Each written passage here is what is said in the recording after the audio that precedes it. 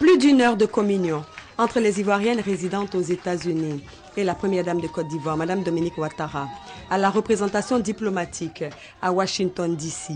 Les femmes de la diaspora sont venues des 4 coins du pays hôte et même de la France pour écouter le message de l'épouse du président de la République et surtout demander des nouvelles de la patrie. La Côte d'Ivoire va bien, elle va mieux. Les routes sont beaucoup plus belles, la Côte d'Ivoire est plus propre, les gens commencent à trouver du travail, les sociétés viennent en masse, elles vont recruter et également la BAD va revenir l'année prochaine. Et ça c'est merveilleux parce que ça va donner du travail à nos frères et sœurs et ça va également faire qu'il y aura beaucoup plus d'activités dans le pays. Alors je sais que vous êtes bien aux États-Unis, la vie est belle et agréable, mais vraiment on a besoin de vous.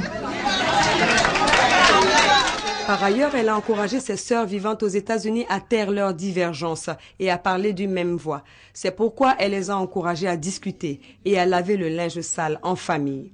La première dame a expliqué qu'elle était à Washington à l'invitation de Mme Hillary Clinton, secrétaire d'État, dans le cadre du renforcement de la coopération entre la Côte d'Ivoire et les États-Unis, notamment en ce qui concerne la lutte contre la traite, l'exploitation et le travail des enfants.